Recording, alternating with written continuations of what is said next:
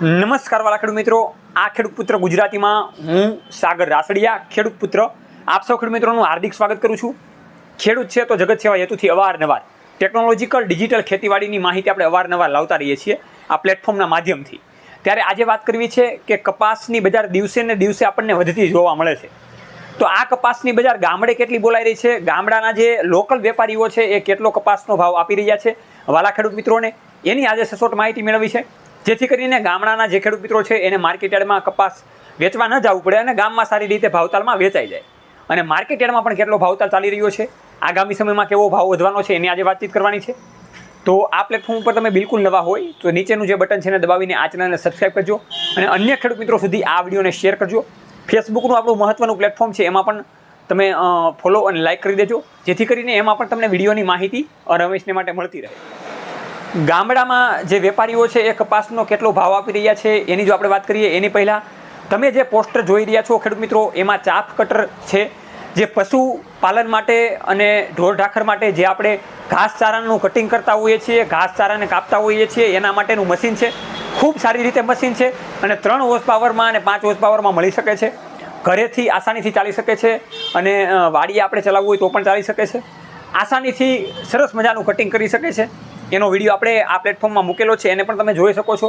અને direct machine વિશે વધારે માહિતી કેટલા રૂપિયાનું આવે અને કેટલી સબસિડી છે એનું જાણવા માટે નીચે જે કોન્ટેક્ટ નંબર છે એમાં તમે ડાયરેક્ટ કંપનીનો કોન્ટેક્ટ કરીને કંપની સાથે વાતચીત કરી શકો છો। વાલા ખેડૂત મિત્રો, ગામડામાં કપાસના ભાવ અત્યારે કેટલા ખેડૂત મિત્રોને આપી રહ્યા છે વેપારીઓ એની જો વાતચીત કરીએ તો અત્યારે કપાસની બજાર સરેરાશ પ્રમાણે 1600 રૂપિયાએ સ્થગિત છે, એટલે દિવસે ને દિવસે એમાં 20 થી 25 રૂપિયાનો વધારો આવે છે।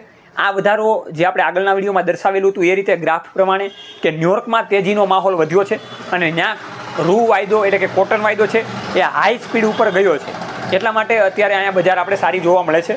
હવે ઘણા બધા ખેડૂત મિત્રોને એવું હોય કે 1800 રૂપિયા કપાસનો ભાવ થાય ત્યારે આપણે વેચવો છે, તો વાળા ખેડૂત મિત્રો એ હજી માનસિક આપણી ક્યાંક ને ક્યાંક વિચારવાની શક્તિ ઓછી છે।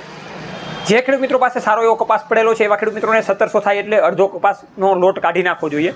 હવે ગામડાની જો વાત કરીએ તો ગામડાના વેપારીઓ અત્યારે હાલમાં પોણી 1600 રૂપિયાથી લઈને 1600 રૂપિયા અને 1650 રૂપિયાના ભાવતાલ સારા એવા કપાસના આપી રહ્યા છે।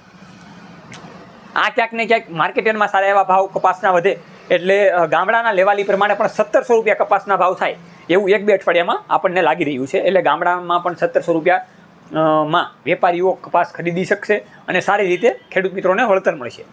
બીજી વાત કરીએ માર્કેટ યાર્ડની તો ગોંડલ જેવી નામાંકિત માર્કેટ યાર્ડ, અમરેલીની માર્કેટ યાર્ડ ગણીએ, બોટાદની માર્કેટ યાર્ડ ગણીએ, પછી અમરેલી પાસે જે બાબરા તાલુકો છે એની માર્કેટ યાર્ડ પણ ખૂબ સારી હોય છે કપાસની, તો ત્યાં અત્યારે 1700 રૂપિયા આજુબાજુ સારા એવા કપાસના ભાવ બોલી રહ્યા છે। પણ આપણે સરેરાશ જોવા જઈએ તો 1625 રૂપિયાથી લઈને 1450 રૂપિયા સુધીના કપાસના ભાવ અત્યારે સારા એવા દેખાઈ રહ્યા છે, એટલા માટે ખેડૂત મિત્રો ગામડામાં એ પ્રકારના ભાવ થઈ શકે તેમ છે।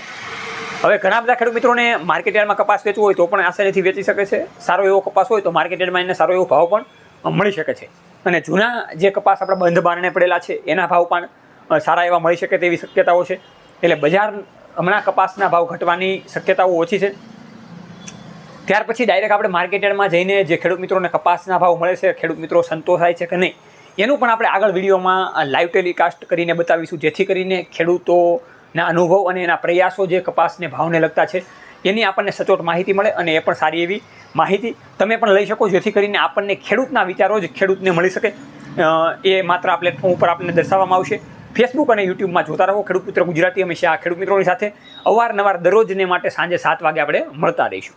જય જવાન જય કિસાન, આ બંને છે આપણા દેશની શાન।